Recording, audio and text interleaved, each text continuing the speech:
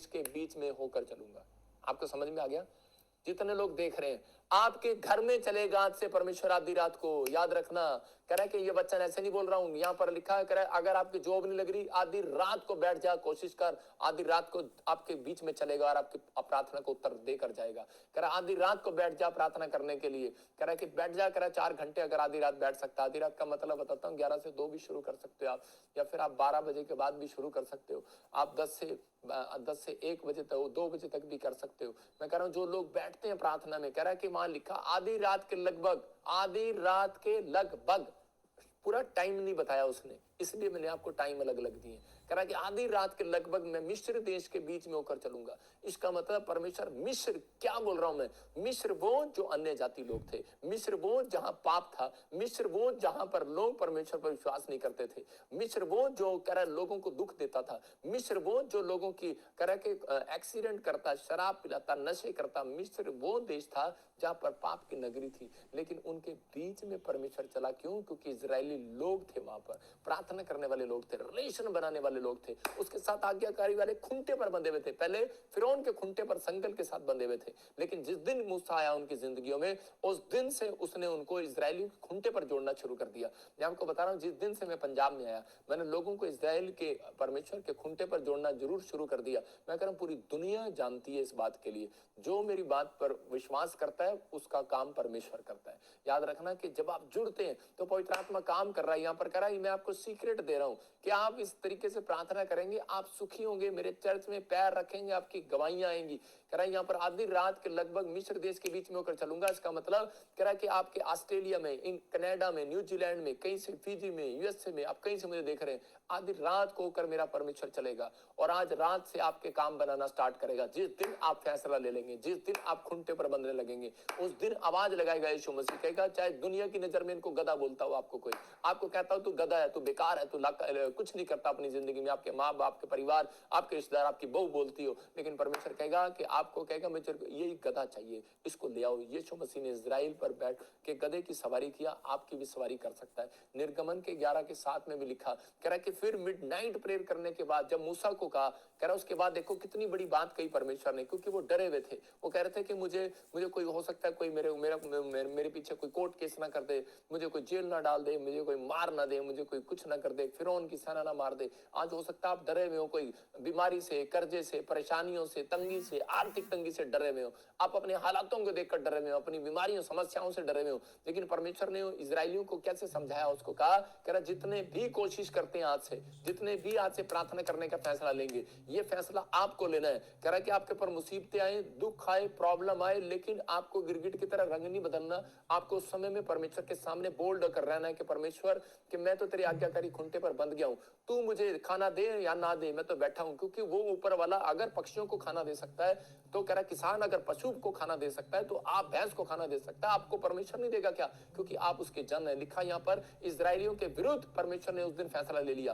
कहता है कि सुनो, इजरायलियों के विरुद्ध मनुष्य क्या पशु, लिख लो, किसी पर भी कोई कुत्ता भोंकने भी नहीं पाएगा। समझ रहे हैं आप? आपके सिर का एक भी बाल बांका नहीं होगा।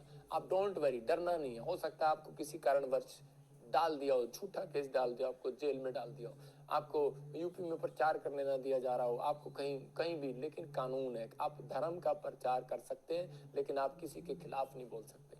मैं कह रहा हूं कि आप कर सकते हैं, आपका राइट बनता है, लेकिन आप ऐसे वर्ड्स कह रहा है कि आप सीखते नहीं है और आप गलत तरीके से वर्ड्स यूज करते हैं, इसलिए कई बार लोग मुसीबत में फंसते हैं।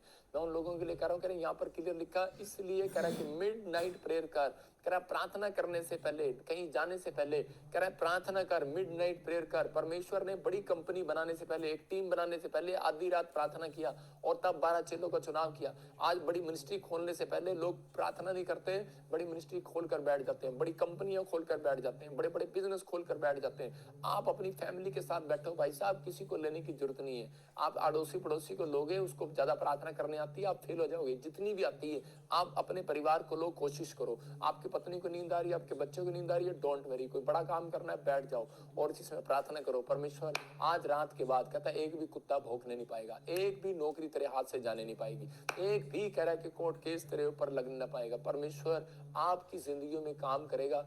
आज से कह रहा है एक भी बीमारी, कहता है है कि वो एक भी शैतानी ताकत, कुत्ता उसको बोल रहा है, कह रहा है कि बीमारियों को बोल रहा है, उन दुष्ट को बोल रहा है, कहता दुष्ट आत्माओं को बोल रहा है, कह रहा जो कह रहा काले जादू जो दुष्ट आत्माएं लोगों को तंग करती है संसार के अंदर, कहता उनको, कहता एक भी तुम्हारे ऊपर भोगने नहीं पाएगी, एक बीमारी तुम्हें लगने नहीं पाएगी। अपने हाथों को उठाओ और कहो आज परमेश्वर को, क्या परमेश्वर के मैं समय फैसला लेता हूँ और ये 3 पॉइंट्स मैं अपनी जिंदगी में दोबारा दोहराता हूँ। इसको बोलो आज मेरे साथ प्रार्थना में।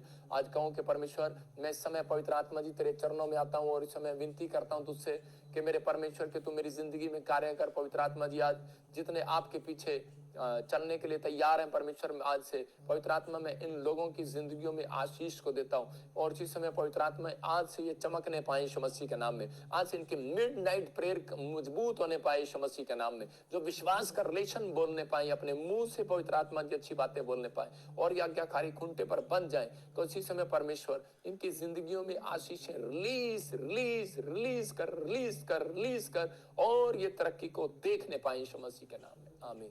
मैं उन लोगों के लिए कह रहा हूं, जब आप भैंस की तरह एक आज्ञाकारी खूंटे पर बनते हैं तो वो मालिक की जिम्मेवारी होती है कि इस भैंस को मुझे तेल भी लगाना है टाइम पर, इसको मुझे पानी भी पिलाना है, इसको खाना भी खिलाना है। डोंट वेरी, आप एक आज्ञाकारी खूंटे पर बंधे हुए हैं।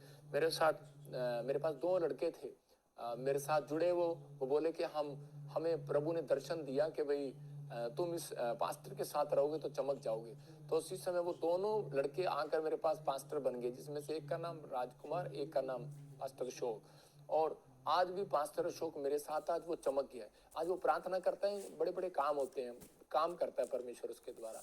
लेकिन आज जो दूसरा था वो भाग गया, चला गया। क्या हुआ उसका जिंदगी में? कुछ नहीं, कुछ भी नहीं, कहीं भी नहीं। लेकिन उस व्यक्ति को समझदारी थी कि अशोक को कि मुझे प्रभु के नजदीक रहना है तो मुझे प्रॉफिट विजेंद्र के साथ रहना। लिखा पहला पत्रस 5:6 में कि बलवंत हाथ के नीचे रहो दीनता के साथ। कहता राइट टाइम आने पर मैं तुम्हें बढ़ाऊंगा। आपका राइट टाइम, कहता आज प्रॉब्लम ये है लोगों की दीनता के साथ नीचे रहना पसंद नहीं करते, किसी की दुकान में पोछा लगाना पसंद नहीं करते। कुछ लोग आजकल सास के नीचे रहना पसंद नहीं करते, बहू रहना पसंद नहीं करती है। प्रॉब्लम ये है घरों में, और कोई प्रॉब्लम नहीं, क्योंकि परमेश्वर ने कहा है पति पत्नी एक दूसरे से प्रेम रखें।